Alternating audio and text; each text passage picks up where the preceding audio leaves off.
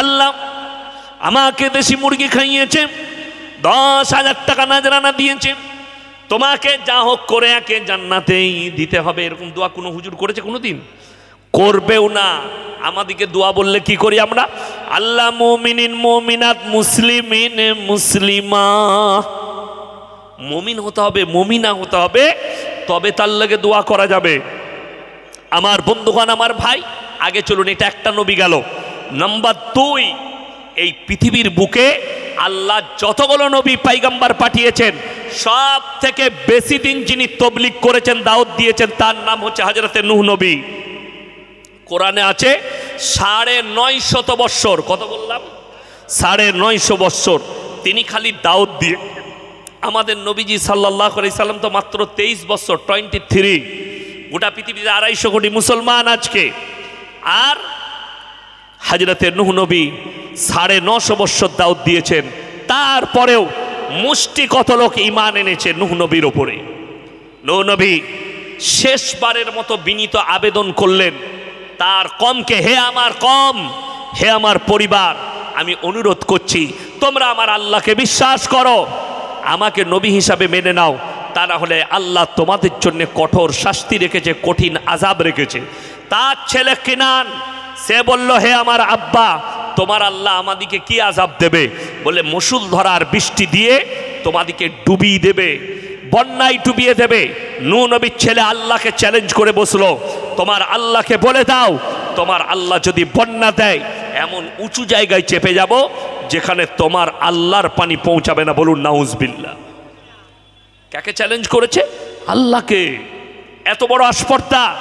আল্লাহ বললেন, হে আমার নূহ, এরপরে তোমাকে আমি যে হুকুম দিয়েছিলাম নৌকা বানাতে, সেই নৌকায় চাপো, যারা ঈমান এনেছে তাদেরকে নাও, আর যতগুলো পৃথিবীতে জীবজন্তু জানোয়ার আছে, যতগুলো প্রাণী আছে, পশু পক্ষী আছে, সব জোড়া জোড়া নাও, তোমার নৌকার উপরে বসে দাও। মুষলধারার বৃষ্টি। রেওয়ায়েতে আছে, মুফাসসিরিনরা লিখছেন, বড় বড় ইমামরা লিখেছেন তাফসীরের কিতাবে, পৃথিবীর বুকে আজকে তারিখ পর্যন্ত, আজকে হচ্ছে 20 নভেম্বর, তাই না? 2025, যেদিন থেকে দুনিয়া শুরু হয়েছে আজকের তারিখ পর্যন্ত অত বড় বন্যা, অত বড় প্রলয় পৃথিবীর বুকে ঘটেনি। সমুদ্রের পানিকে আমার আল্লাহ 1250 ফুট থেকে 1300 ফুট পর্যন্ত তুলে দিয়েছিলেন। গোটা পৃথিবী ডুবে গেছে, গোটা পৃথিবীর মধ্যে প্রলয় ঘটে গেছে। নূহ নবী নৌকার উপরে, আল্লাহর তাণ্ডব চলছে, মৃত্যুর তাণ্ডব চলছে নূহ নবীর কওমের ওপরে, আর নূহ নবী নৌকায় বসে আছেন, চারিদিকে তাকিয়ে দেখছেন আর চোখের পানি পড়ছে আল্লাহর তাণ্ডব থেকে। তার কম মারা যাচ্ছে, নূহ নবীর চোখে পড়ল তার সন্তান কিনান, ডুবে মারা যাচ্ছে কিনান। নূহ নবী থাকতে না পেরে নূহ নবীর সঙ্গে সঙ্গে কি করলেন? নিজের সন্তান, রক্তের সম্পর্কের সন্তান, নিজে জন্ম দিয়েছেন, জন্মদাতা বাপ, কিন্তু পয়গম্বর বেটা কাফের বেঈমান, তার লেগে হাত তুলে বসলেন না থাকতে পেরে। লা আসিমাল ইয়াউমা মিন আমরিল্লাহ, ওগো আল্লাহ, এটা আমার ওরসজাত পুত্র, তুমি একে রক্ষা করো। আমার আল্লাহ ধমক দিলেন, লামিনাল খাসিরিন, হে আমার নবী, তুমি তার জন্য হাত তুলো না যে আমাকে মানেনি, আমার নবীকে মানেনি, আমার দিনকে মানেনি। তুমি যদি আর একবার দোয়া চাও, তোমাকেও আমি ক্ষতিগ্রস্তদের মধ্যে ফেলে দেব। এটা কোরআন। আল্লাহ বলে হাত নামাও, তার জন্য দোয়া চাইতে পাবে না। একটা নবীকে নিষেধ করেছেন দোয়া করতে, আর আমি ইয়াসিন বলছি, মদের ভাঁটিতে জীবন কাটিয়েছে হারাম জানার পরেও তাকে আপনি ইয়াসিনকে দাওয়াত দিয়ে 10,000 টাকা দিয়ে নজরানা দিয়ে বলছেন জান্নাতে পাঠাবেন। তোমার বিবেক আর বুদ্ধিকে জিজ্ঞেস করো, জান্নাত তো সে যাবে যে মুমিন হবে। আজকে দুঃখ লাগে আমাদের সমাজে, ইমামদিকে বাপের গোলাম মনে করার কারণে, আজকে মসজিদ কমিটি উপযুক্ত না হওয়ার কারণে সমাজের বুকে হাজি সাহেবের বেটা, মৌলবীর বেটা, ডাক্তারের বেটা, মাস্টারের বেটা, প্রফেসরের বেটা, আপনার নামাজির বেটা, তাহাজ্জুদ গুজারের বেটা নাস্তিক, আল্লাহ মানে না, আমাদের সমাজে বাস করছে। তার পরিবার জানে আমার সন্তান নাস্তিক, সমাজ জানে সে নাস্তিক, কিন্তু বাস করছে মুসলিম ঘরে। এই ছেলে মরে যাওয়ার পরে, এই লোক মরে যাওয়ার পরে আমাদের সমাজে তার জানাজার নামাজ হয়। ঠিক বললাম না ভুল বললাম? কোন বাপের বেটা মৌলবি মুফতি, আমি চ্যালেঞ্জ করলাম, কেউ যদি প্রকাশ পাওয়া যায় যে এই ছেলেটা হাজী সাহেবের বেটা, এই ছেলেটা মৌলবীর বেটা, এই ছেলেটা পীরের বেটা, কিন্তু এই ছেলেটা নাস্তিক, আল্লাহ মানে না, নবী মানে না, তার জানাজার নামাজ পড়া যাবে না, তাকে কবরস্থানে দাফন করা যাবে না। যদি বলেন কি করব, তাকে শুয়োরকে খাইয়ে দাও, কুকুরকে খাইয়ে দাও, তা না হলে তোমার ব্যক্তিগত কোনো যদি জমি থাকে যেখানে চাষাবাদ করো সেখানে পুঁতে দাও, সারের কাজে লাগবে, শরীয়তের কোনো কাজে লাগবে। অনেকজনের প্রেরণে আঘাত করবে। আমি চ্যালেঞ্জ করলাম, তোমার কাছে যদি দলিল থাকে, তোমার বাপের বেটা মৌলবি থাকে, স্টেজে নিয়ে এসো। এখনো আমার অনেক টাইম বাকি আছে, এই তো 48 হয়েছে, আমি 11টা পর্যন্ত স্টেজে আছি।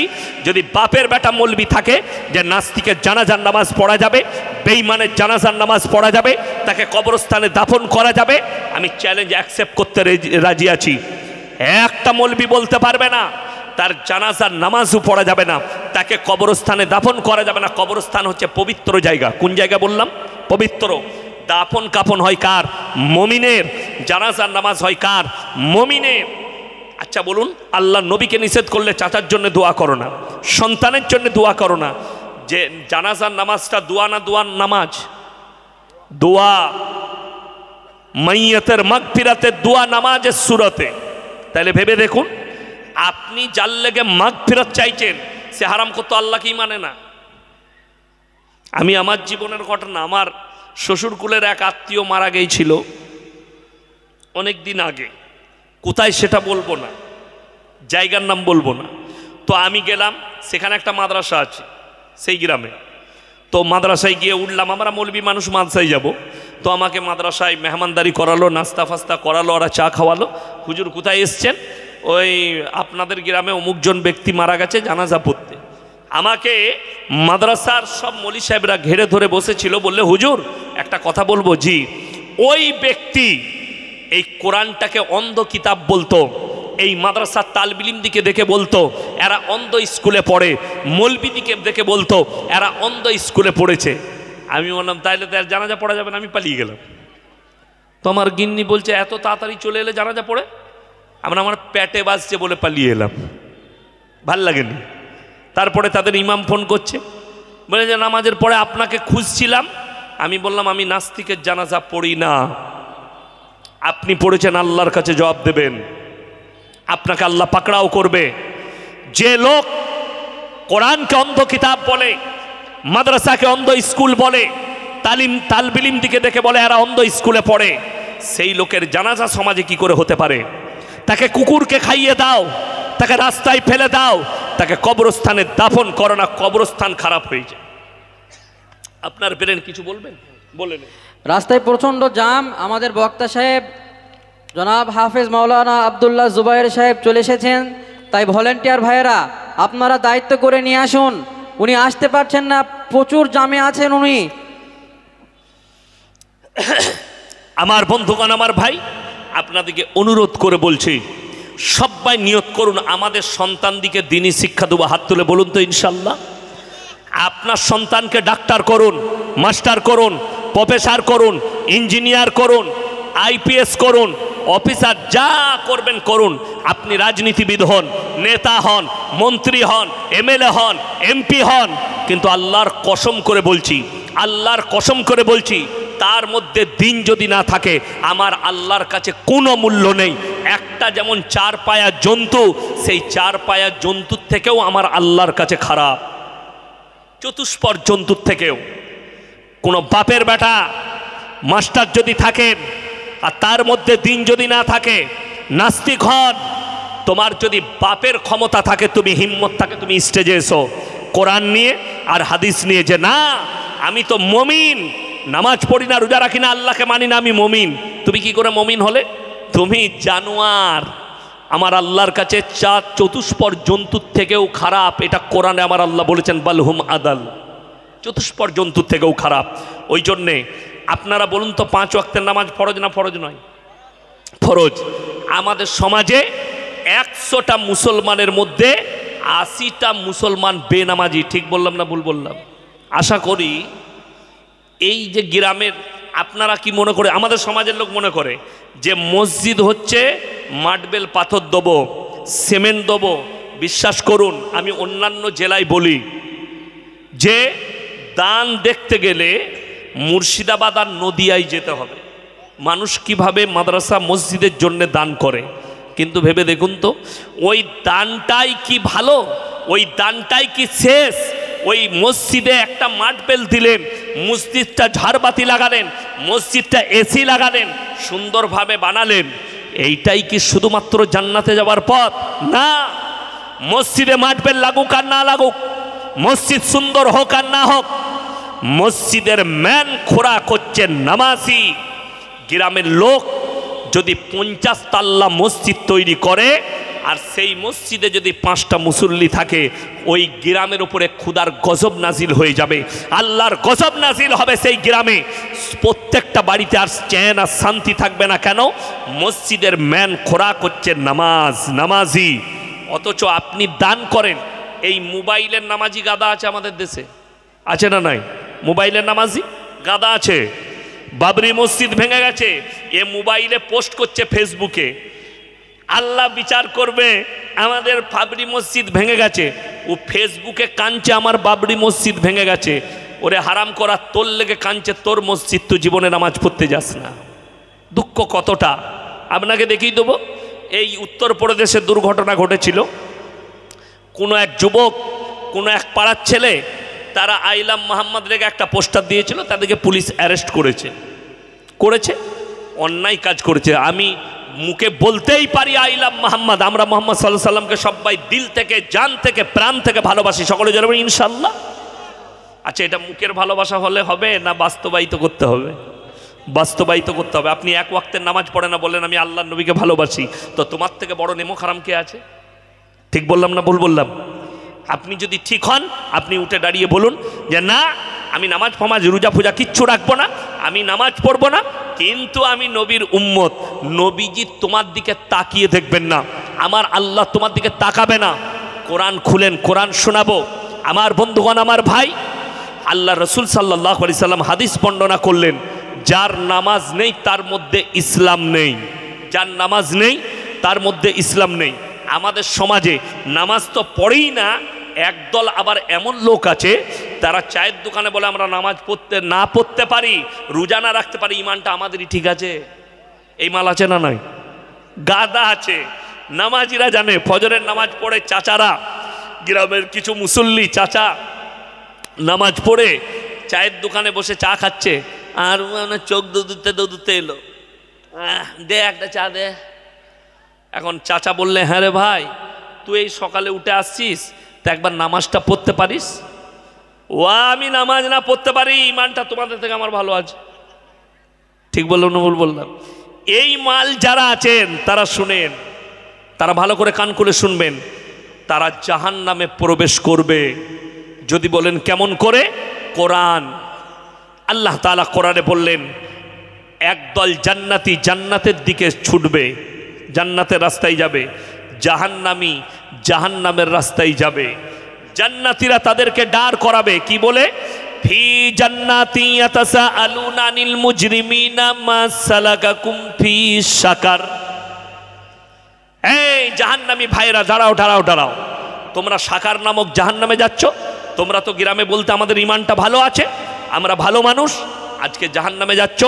তারা দুঃখ প্রকাশ করে বলবে, ক্বালু নামনাকু মিনাল মুসাল্লিন, আমরা নামাজি মুসল্লিদের মধ্যে ছিলাম না, আমরা নামাজি ছিলাম না, আল্লাহ তাই আমাদেরকে জাহান্নামে পাঠাচ্ছে। বড় দুঃখের বিষয়। হাত তুলে বলুন তো, আর ফজর থেকে কেউ নামাজ কাজা করবে না? হাত তুলে বলুন ইনশাল্লাহ।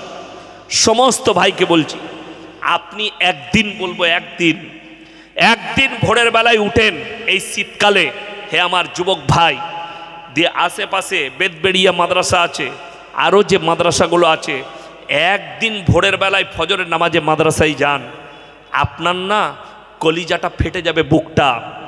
মা ছেড়ে 7 বৎসর 8 বৎসরের তালবিলিম ছোট্ট বাচ্চা ফজরে উঠিয়ে দেওয়া হয়েছে, সেই সময় তার ঘুমোবার টাইম। আপনার সন্তানকে আপনি উঠাচ্ছেন না বাড়িতে, তার ঘুমের ডিস্টার্ব হবে, ওই জন্য শুয়ে থাক। আর আমরা আমাদের বাচ্চা তালবিলিমকে তুলে দিই ফজরের নামাজ পড়তে হবে। অনেক তালবিলিম বাচ্চা বাচ্চা ছেলে নামাজের আখরিতে বসে ঘুমায়। আপনার মনে মনে হবে, অনেকজন মনে ভাবে এই মৌলবিগুলোর মনে দয়া নেই, এই বাচ্চাটাকে উঠানোর কি দরকার আছে। শুনেলেন হাদিসে আছে বাচ্চা ছেলের বয়স 7 বছর পেরিয়ে গেলে তাকে নামাজের তাকিদ দাও, 10 বছর হয়ে গেলে তাকে নামাজ ছাড়তে দিও না, ফজরের সময় তুলে দাও। অনেক মা আছে তার বিটিকে তার বেটাকে ঘুম থেকে তুলে না কেন, নামাজের ডিস্টার্ব হবে। এর থেকে বড় পাপী আর এর থেকে বড় দুশ্মন মা বাপ পৃথিবীতে আর কেউ নেই, যে তার সন্তানকে নামাজের জন্য তাকিদ দেয় না। তারা হচ্ছে সব থেকে বড় আপনার দুশ্মন। হে আমার যুবক, তোমার মা যদি তোমাকে ফজরে না তুলে, তোমার বাপ যদি না তুলে, পৃথিবীতে সব থেকে বড় দুশ্মন তোমার মা আর বাপ, এদের থেকে বড় দুশ্মন আর কেউ নয়। এটা লিখে নিয়ে যাও। তা না হলে ফজরের সময় সন্তানকে তুলে দাও, আজান হয়েছে, উজু করো, মসজিদে যাও, তোমার বাবার সাথে নামাজটা আদায় করে নিয়ে এসো। যার নামাজ নেই তার মধ্যে ইসলাম নেই। ওয়ালাম নাকু নুতিমুল মিসকিন, তারা বলবে আমরা মিসকিনকে খানা খাওয়াইতাম না, গরিবকে খানা খাওয়াইতাম না, তাই আল্লাহ জাহান্নামে পাঠিয়েছে। সব থেকে মারাত্মক হচ্ছে ওয়াকুন্না নাখুদু মাল খাইদিন। এটা বড় প্যাথেটিক। তারা বলবে আমরা নামাজি দাড়িওয়ালা টুপিওয়ালাকে দেখে হাসি ঠাট্টা বিদ্রুপ করতাম, তাই আল্লাহ আমাদিকে জাহান্নামে পাঠিয়েছে। ওয়াকুন্না নুকাজ্জিবু বিয়াউমিদ্দিন, আর আমরা বিচারের দিবসকে মিথ্যা বলে মনে করিতাম। আমার বন্ধুগণ, আমার ভাই, যারা মনে মনে নিয়ত করেছেন আমি যাই করি নাই করি, যত পাপ করি, আমার ইয়াসিন ভাই আছে, ইয়াসিন সাহেবকে আমি নজরানা দিয়েছি, ইয়াসিন সাহেবকে একটা ঘড়ি গিফট করেছি, ইয়াসিন সাহেবকে আমি বাড়িতে দাওয়াত করে খাইয়েছি, ইয়াসিন ভাই ঠিক আমার একটু হেল্প করবে কিয়ামতের দিনে। আপনি যে আশা করে আছেন, আমি আপনাকে বুঝাচ্ছি, খুব ভালো করে বুঝবেন। আপনাদের সঙ্গে আমার সম্পর্ক দুটো। কটা সম্পর্ক বললাম বাবা? দুটো। নাম্বার 1, সেটা হচ্ছে আপনারা শ্রোতা, আমি বক্তা। নাম্বার 2, যেটা শরীয়তি, যেটা ইসলামী সম্পর্ক, কোরআন আর হাদিস মোতাবিক এক মুমিন আর এক মুমিনের ভাই ভাই। তাই আপনারা দিনী ভাই, ইমানদারির সঙ্গে বলুন তো, বাপ আর বেটার সম্পর্ক কিসের? কিসের? রক্তের সম্পর্ক। মা আর বিটির সম্পর্ক রক্তের। স্বামী আর স্ত্রীর সম্পর্ক অর্ধাঙ্গিনী, রাতের জননী, বিছানার সাথী। এত গাঢ় সম্পর্ক। ভেবে দেখুন, এই মৌলবি তো অনেক দূরের কথা, এই রক্তের সম্পর্কের বাপ কতটা কাজে আসবে, মা কতটা কাজে আসবে, সন্তান কতটা কাজে আসবে, বিটি কতটা কাজে আসবে। কোরআনকে জিজ্ঞেস করুন, ইয়াউমা ইয়াফিরুল মারউ মিন আখি ওয়া উম্মিহি ওয়া আবি ওয়া সাহিবাতিহি ওয়া বানি লিকুল্লি ইমরিম মিনহুম ইয়াউমাইদিন শানুন ইউগনি। হে আমার নবী, পৃথিবীর মানুষকে বলো, কিয়ামতের দিনটা এত ডেঞ্জার জায়গা হবে। স্বামী স্ত্রীর কাছে ছুটে যাবে, স্ত্রী বলবে দুনিয়াতে আমার কোনো স্বামী ছিল না, বাপ বলবে বেটা ছিল না, বেটা বলবে বাপ ছিল না, মা বলবে বিটি ছিল না, বিটি বলবে মা ছিল না। কেউ কারুর জন্য এতটুকু বোঝা বহন করবে না। আপনার বাপ যদি আপনার পরিচয় না দেয় যে এটা আমার সন্তান নয়, ইয়াসিন কি করে দিবে? আমি আমার বিটি দিকে আগে দেখবো না আপনাকে দেখবো আগে? ভেবে দেখুন, আপনার বিবেককে জিজ্ঞেস করুন যে ইয়াসিন সাহেব নিজের সন্তানকে দেখবে, নিজের বাম্মাকে দেখবে, না আমাদিকে দেখবে? আমার বন্ধুগণ, ওই জন্যে বিবেক থেকে হাঁটিয়ে দেন। কোরআনে অপর জায়গায় আছে, আতিহিম ইয়াউমাল কিয়ামতি ফারদা, জবকে কিয়ামত के दिन होंगे, যেদিনে কিয়ামতের দিন হবে, মানুষ আমার কাছে আসবে, একা একা আসবে, সঙ্গে কেউ থাকবে না। আমার বন্ধুগণ, আমার ভাই, সবাই নিয়ত করুন আমরা নামাজ কেউ ছাড়বো না। জোরে বলুন ইনশাল্লাহ। চলুন এরপরে আলোচনা করব 3টে পাপ দুনিয়ার বুকে মারাত্মক নিকৃষ্ট পাপ আল্লাহর কাছে। কটা পাপ বললাম? 3টে। নাম্বার 1, সেটা হচ্ছে শিরকের পাপ। কিসের পাপ বললাম? শিরক। শিরক কাকে বলে? আল্লাহর যে ক্ষমতা, সেই ক্ষমতা আর কারুর কাছে আছে, এইটা বিশ্বাস করার নাম হচ্ছে শিরক। আল্লাহ রসুল সাল্লাল্লাহু আলাইহি সাল্লামের হাদিস, কিয়ামতের পূর্বে, কখন বললাম কিয়ামতের পূর্ব, এখন যে সময়টা চলছে এটা কিয়ামতের পূর্ব চলছে না চলেনি? কিয়ামতের পূর্বে চলছে। এই কিয়ামতের পূর্বে এক শ্রেণীর আমার উম্মতি তারা মুশরিক কাফের হয়ে যাবে। কি করে? তারা কবরের পূজা শুরু করবে, তারা গাছের উপাসনা শুরু করবে, তারা মাটির উপাসনা শুরু করবে, তারা পুতুলের উপাসনা শুরু করবে। যেমন আপনাদেরকে বলে দিই, আমাদের এই দেশে বিভিন্ন জায়গায় মেলা হয়, হয় না? হয় না? জলসার মেলা হয়, আপনার পীরের মেলা হয়, তারপরে আপনার এমনি বিভিন্ন জায়গায় মেলা বসে বিভিন্ন অনুষ্ঠানে। এই মেলাতে অনেক মুসলমান ভাই দোকান দেয়, দেয় না? দেয় না? দেয়। বাদাম বিক্রি করে, তারপরে আপনার মনোহারির দোকান লাগায় না? পুতুল হয়, পুতুল বাচ্চা ছেলেরা খেলে, ছেলে মেয়েরা খেলে না পুতুল? এই পুতুল যারা বিক্রি করে হারাম, ওই টাকাটা হারাম হবে। পুতুল যারা তৈরি করে হারাম। যে কোনো জানদার প্রাণীর মূর্তি বিক্রি করা হারাম। ইব্রাহিম আলাইহিস সালাতু ওয়াস সালামের আব্বা জানের 3টে কাজ ছিল। কটা কাজ? 1 নম্বর মূর্তি তৈরি করা, 2 নম্বর বিক্রি করা, 3 নম্বর তার উপাসনা করা। এই 3টে কাজ সূরায়ে মারিয়ামে আছে। ইব্রাহিম আলাইহিস সালাতু ওয়াস সালাম নিজের আব্বাজানকে দাওয়াত দিলেন, কি বলে? ইসকাল আলী আবিহি আবাতি, আমার দিনী ভাই, আমি কেউ কি চিনি না। এখন আমি মাদ্রাসার আদায় করছি, আপনি একজন লটারিওয়ালা উঠে এসে আমাকে 2000 টাকা দিচ্ছে, আর বক্তা টাকাটা পাওয়া মাত্র আহারে বান্দারে কোথায় বসেছিল আর ছিল কি না ছিল, ছুটে এসে 2000 দিল, দিয়ে তাকে জান্নাতে ভরে দিলে। সে দেখলে সালা এত ভালো জান্নাত আর কোথাও নাই। ঠিক বললাম না? মাদ্রাসার আদায় হচ্ছে মসজিদের, লটারিওয়ালা এসে দিল 2000, সুদখোর দিল 2000, বা সে মনে করলে হুজুর তো একদম কানে হাত দিয়ে আমাকে জান্নাতে ভরে দিলে। হুজুর যদি জেনে শুনে ভরে, তোর হুজুর মার খাবে আর তুও খাবি, রেডি থাক। 1 নম্বর গেল। 2 নম্বর, আমাদের সমাজে মানুষ মারা গেলে মিলাদ হয় না? হয় না বাবা? হয়। সারা জিন্দেগি সুদ খেয়ে মারা গেল, সারা জিন্দেগি মদের ভাঁটিতে জীবন কাটিয়ে মারা গেল। দুঃখটা কোথায় লাগে জানেন? আমাদের বর্ধমান, নদিয়া, মুর্শিদাবাদের অনেক ছেলে, রাজ্যের মুসলিম ছেলে লরি চালায়, ট্রাক চালায় না, পাথরের গাড়ি, বালির গাড়ি, সিমেন্টের গাড়ি চালায়। রাতের বেলায় জলসা করে বাড়ি ফিরছি, খবর পেলাম ভাই অমুকের ছেলে ডানকুনিতে হাইওয়ের ওপরে অ্যাক্সিডেন্ট হয়ে মারা গেছে। ভাই জায়গা পিছনে অনেক, আপনারা জায়গা মোটে দিয়ে যাচ্ছে না, বাইরে একটু জায়গা নেই, পিছনে কেউ দেখতে পাচ্ছে না, তাই আপনারা কোষে কোষে বসুন ভাই। অনেক দর্শকরা দেখতে পাচ্ছেন, আমি দেখতে পাচ্ছি। প্যান্ডেলওয়ালা কোথায় আছেন? প্যান্ডেলটা খুলে দেন। প্যান্ডেলের চারিদিক খুলে দেন, গরম লাগছে। প্যান্ডেলওয়ালা ভাই কোথায় আছেন? দয়া করে আপনি আসুন।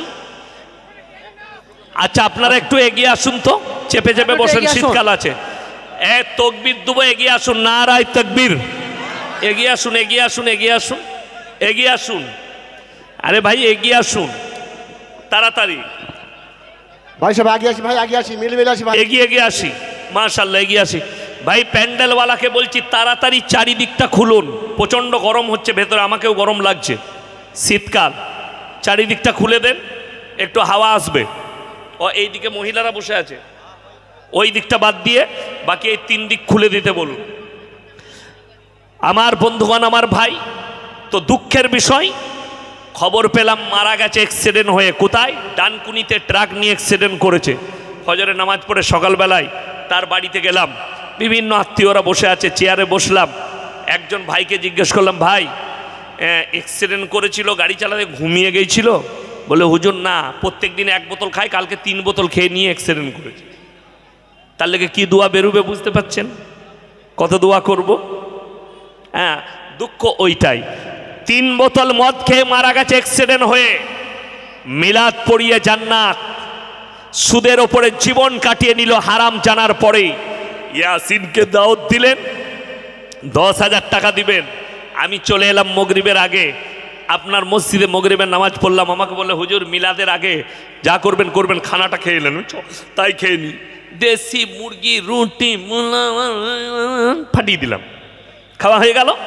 এরপরে মিলাদ, গ্রামের লোক এসছে, মুসল্লি এসছে, আর মিলাদের পরে আমি দোয়া শুরু করলাম, আল্লাহ তুমি চাচাকে জান্নাতুল ফিরদৌস দাও, জান্নাতের আলা মোকাম দাও, তার কবরটাকে তুমি জান্নাতের বাগিচা বানিয়ে দাও।